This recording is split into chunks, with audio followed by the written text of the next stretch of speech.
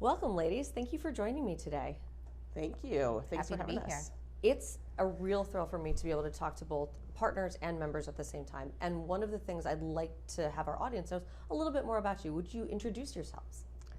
Absolutely. So I'm Katie DeBoard. I'm VP of Product Strategy at Disco. I'm Joy Trannell. I work for Perkins Coie and I manage our eDiscovery project management team. I'm Wendy Curtis, Chief Innovation Officer at Oric, and thrilled third member of this wonderful female panel. It's a lot more fun than trying to ask just stagnant questions. So this Iltacon is our third largest ever. We've got a little over 3,000 people in attendance. It really feels good to be back. It feels much like normal Iltacons. Have you been to Iltacon before? I have. I actually started going to ILTA in 2015. Okay. I had been a practicing litigator before then, and it just amazed me and continues to amaze me. So it's very exciting to be back. I think this is my fourth Iltacon. Do you get a lot of the Joy questions? Because our CEO is also Joy. I feel like it's very rare that I meet another Joy. So when you'd mentioned Joy earlier, I was like, well, I'm right here. Okay. I'm usually the only Joy in the room. I think we have made that joke about her as well. I'm not going to disclose how many years I've come to ILTA, but I was a plenary speaker one year and I sang a Cher song. Ooh. I just watched that video. See? I just watched that video the other day. It may or may not make a reappearance on Thursday. Oh, gosh, that's fabulous. We were keeping this in, by the way. I will then put a very small box at the bottom to see if we can play the video at the same time. No, we won't do that too. Well, let's talk a little bit about why Iltacon, why it's important in the legal tech industry, and how the three of you from varying positions are kind of coming in and enjoying. Let's start off. Yeah, I mean, for me, so my background, I was a commercial litigation partner and then chief innovation officer, and then moved into legal tech very recently, 2 months ago. And for me, I feel like, the lawyer interest and demand for best-in-class legal tech is absolutely growing. I think part of that is COVID. Part of that is, the younger people moving up into junior partner ranks. But I think that, knowing the universe of legal tech and having the connectivity with peers and partners is more important than ever. Definitely. As part of the Perkins Coie eDiscovery team, I'm on the leadership team, and we are always trying to vet new technology. We want to make sure that our internal case teams and our clients have the best technology. And so it's really important to be here to see what's out there, what's new, what's happening, and to be able to talk to vendors, to get insights from colleagues and other firms or at other eDiscovery companies. So it's really important for us to be here to get that information.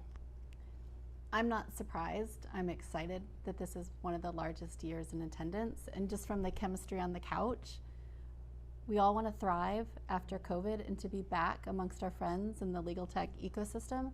And then also for our colleagues. So we want to come back, we want to be a community. We want to be doing the tasks that we chose this profession for, and legal technology is a huge part of that strategy. So we're glad to be here. It's an interesting dynamic. Well, that's a fun dynamic, but it's an interesting one because one of the things that Disco is so well positioned for in the marketplace is to talk very specifically to firms about technology and how it can help in workflows. So let's talk a little bit about adoption and what you guys are doing, what you're seeing in the marketplace. And really, I'd love to know what you guys are using in office from Disco that makes your lives easier. Can we talk a little bit about that? Let's start with the innovation side. Sure, with me? Yes, please. So, I think, part of this goes back to why I decided to come to Disco. I think Disco represents technology that absolutely puts AI in the hands of lawyers. It's super easy to use. It's very fast. It represents, in my view, best-in-class technology for discovery, but beyond that, they have a vision of being the platform of choice for counsel, regardless of whether you're in-house or outside counsel. And I think the opportunity for technology companies to change how the craft of law, how lawyers are interacting with technology is more exciting than ever. And that's really what I am seeing and want to continue to see as the technology progresses. Yeah, technology is changing consistently. How are you guys coping? I feel like we are kind of in the Wild West right now when it comes to a lot of the chat and collaboration data and things that came out of COVID. And so being here and working with companies like Disco on how can we make that a more streamlined process to convert that data, to make it more reviewable. You know, we need to be able to do this quickly. We need to do this in a cost-efficient way. And, you know, trying to figure out, I guess, as technology evolves, how we can evolve that in the e-discovery world for review, for production, and working with our partners to do that in a cost-effective way is important to us. I'd say it's a once-in-generation moment. The appetite to work differently, the understanding how technology can make your life different, including enhancing and deepening relationships. Yeah. My friends here on the couch, that yes, there's so much technology, but it's so exciting and the moment is ripe. It is, and I think there's a tech adoption part of this that we're all kind of dancing around a little bit. Yeah. Lawyers traditionally don't like change. We know that, we see that, but we are also hearing that they are very cognizant that change has to occur. The pandemic just kind of gave them a nudge, if we will. Not that we wanted that nudge, but a nudge for tech adoption. Can we talk a little bit about large firm tech adoption here? I mean, you know, I think so lawyers will change if it benefits them, if it's fun for them, right? If it gives them different insights that they wouldn't have had doing things the old way, the traditional way. And, you know, I kind of analogize it to just, you know, working on your iPhone or working on some sort of tech platform that you love, that you're curious about. You know, you're curious about the apps you can download. And I think if you put that kind of consumer grade tech into the hands of lawyers, with the same kind of performance, the same kind of speed, giving you information that you never thought you would be able to get, you're going to see that adoption increase. You're still going to have fear and some traditional fear that we can talk about, but it is really the moment, you know, the moment of legal tech to push the boundaries and give lawyers the same kind of technology that they have fun, you know, working with at home. I agree, and I, you know, have to talk to a lot of attorneys in my day-to-day work, and I come from a legal background. I'm not a practicing attorney, but I had to learn the technology. And so when I'm talking to other attorneys, I try to explain it in a way that would make sense to me, not coming from that technology background. And so for things like AI, you have to relate it to their day-to-day life. You know, you tell them, you know how you watch Netflix and you watch a show and it says, we see that you watch this show. We think you might also like this one. Or you're listening to Spotify and you like a certain song and they suggest another song that they think that you might like. That's AI. And it's the same thing that's happening in the e-discovery world with active learning workflows and other AI technologies. And so if you can explain it in a way that makes sense to them and they realize, oh yeah, I already kind of use this in my life. Like, this isn't so scary. You know, it's not this thing that like is replacing me or replacing, you know, everything. It's just making my life better. Do you think it's an edification conversation to a certain extent? So some of these questions have an assumption about the inherent creativity of lawyers and their ability to change. And I like to challenge dialogue and debate just because I like to challenge dialogue and debate. My friends on the couch know this. Yes, that's true for anybody, like the human brain and how we perceive things. But I do think, and I think, Joy, you were making this point, we serve our clients, we're in a client service business, and when properly articulated in the value proposition, and this is what Disco has done such a great job, we're better at our jobs. We're deepening our relationship with our clients. We're doing the work that's most important. It's why we went to law school. It's why we chose this profession. It's why we chose big law. And so, yes, and maybe that's what, you know, the edification component, but it's really like, why do you get up in the morning? You can tie the technology back to that. It's not technology for technology. It's for the things that I'm passionate about. Yeah, I mean, I totally, just riffing on that for a second, I completely agree, and I think lawyers at root want to be trusted advisors for their clients. I mean, Certainly. that is absolutely their number one goal.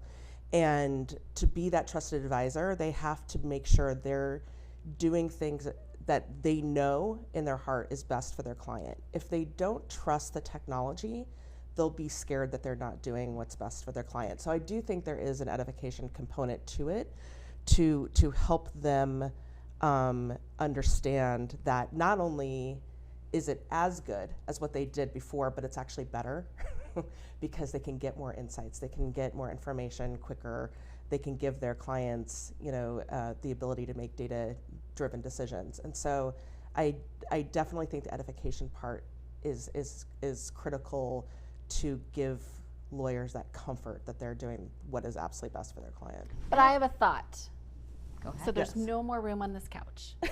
But what we're missing, we have 3 lawyers here, and so many of our colleagues who are in attendance are the technologists. Yeah. That has to be part of the discussion. We understand our part, but ILTA's here, we're here together so that the technologists come together with the lawyer, Yeah. and together we understand the problem to solve. So we're doing, I think, a pretty good job of the lawyer perspective. Yeah. But there's another component of this from the technologist of seeing the impact, seeing the adoption, seeing the momentum, seeing the Yes. investment.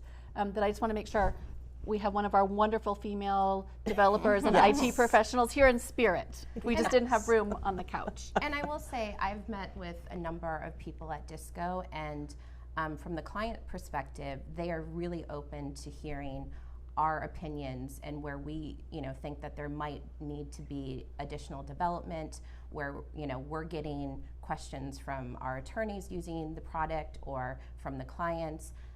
They're really open to the feedback, and I know that they have a lot of developers who are working on a lot of the things that we've actually brought to their attention, because they want to make sure that it is a tool that will be helpful to everyone and that people want to use it, and that it meets all of the e-discovery needs. And like I mentioned earlier, with the chat and collaboration data, that's something that's a big deal right now, something that, I know that their team is working on.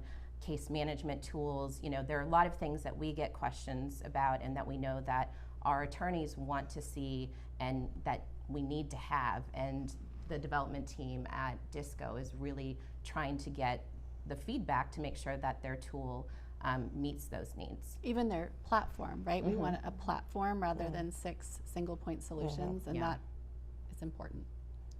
Well, I think that perfectly segues us into the question I would love to ask Disco.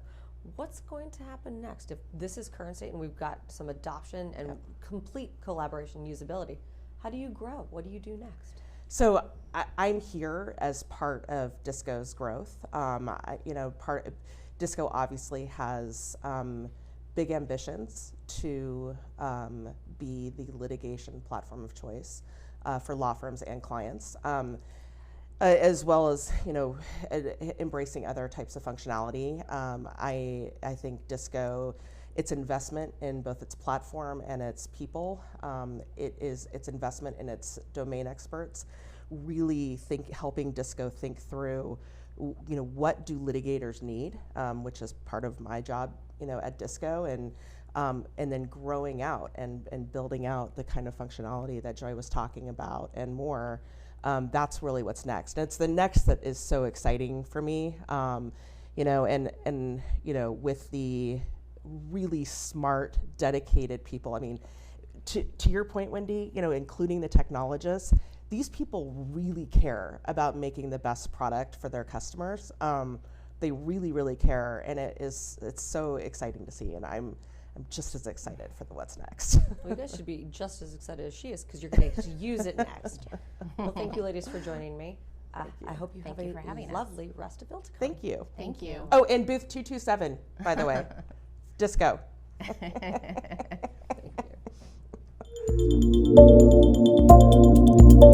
you.